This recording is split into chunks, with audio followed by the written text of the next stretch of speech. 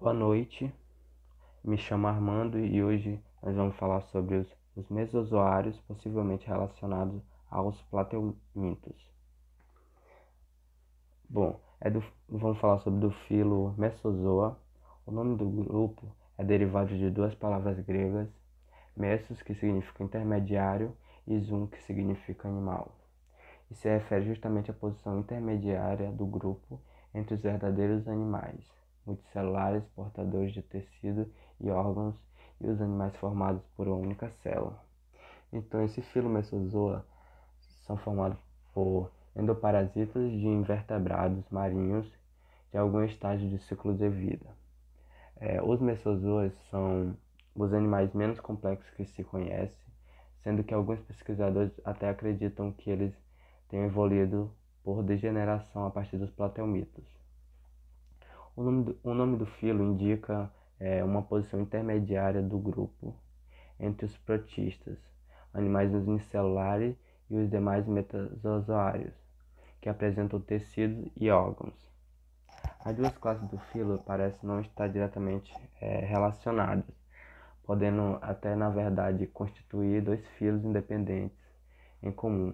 Eles apresentam alternância de gerações sexuadas e assexuadas. Então, esses mesozoas podem ser tanto sexuados como assexuadas. E o fato de todas as espécies viverem no interior de animais marinhos, como polvos, lulas, plateumintos e pinocitose, e é constituído por um material desenvolvido e particulado encontrado na urina do hospedeiro.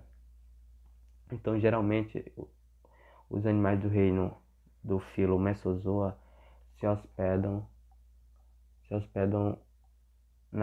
onde sai a urina dos animais marinhos. Portanto, se a associação entre os Mesozoa e os seus hospedeiros é de caráter parasitório, os mesozoas são considerados animais comuns.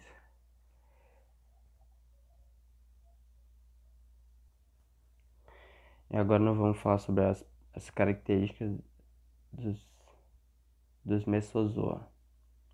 As principais características é a ausência de alguns órgãos, de uma cavidade interna que eles têm no corpo.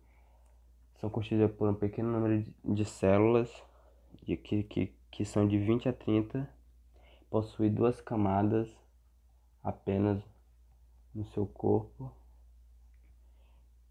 e pode medir de 0,1 a 8 milímetros de comprimento. E essas características são que eles têm um corpo transparente e cilíndrico. Aqui é a imagem de um mesozoa. E agora nós vamos falar das duas classes que compõem o reino filo Mesozoa. A classe Rambozoa, que são de parasitas dos racocinados dos cefalópodes. Que seriam esses cefalópodes? Seriam as lulas, os animais marinhos, que eles se alojam para poder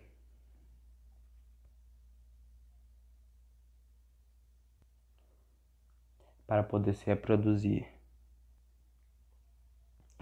Então, os rambozoas são parasitas dos rins dos polvos e lulas, alojando-se na interface entre a urina e o muco que reveste o epitelete do rim. Então, o alimento absorvido pelas células somáticas, as células somáticas são esses cílios aqui, ó, que eles usam para se locomover e também se alimentar. Então, dessa forma, ao invés de parasitar, algumas espécies seriam apenas comerciais também. A digestão e a excreção é a elaboração do acúmulo de reservas metabólicas. Ocorre diretamente no nível celular, à semelhança do que se observa entre os protozoa.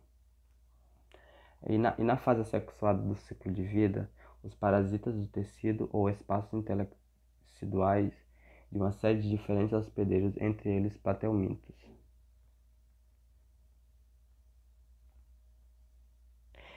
A classe do Rambozoa consiste em duas ordens, é dividida em duas ordens, a Dicemida e a Heterociemida. A ordem Dicemida, esta ordem contém todas exceto duas das espécies dos Rambozoas conhecidas. A maioria das espécies tem uma extremidade anterior mal definida, denominada colata, que pode ser utilizada para fixar os parasitas aos tecidos do hospedeiro.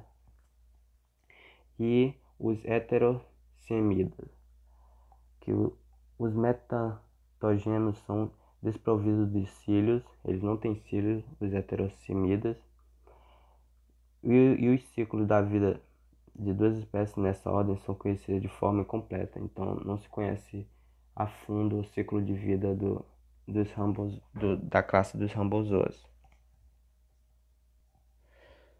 E agora a classe dos ortonectidas, que são parasitas de moluscos,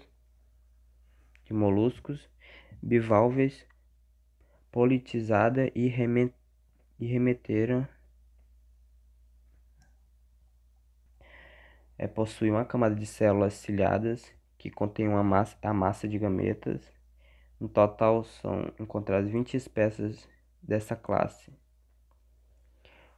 E existe também nela existem os plamódios, que são uma vez no hospedeiro, os juvenis assumem a forma assimétrica e são denominados platelmídeos. Eles vivem principalmente nos gonodas dos hospedeiros em geral, tornando-os impotentes por destruição do tecido germinativo. Os platelmídeos são imaturos no sentido de não poder se reproduzir sexuadamente, porém não atingem maturidade no sentido. Em vez disso, no seu interior, cada plasmódio produz formas sexuadas celulares e ciliadas, que poderiam muito bem ser chamadas de adultos. O único platelmídeo, em geral, produz adultos, tanto machos quanto fêmeas.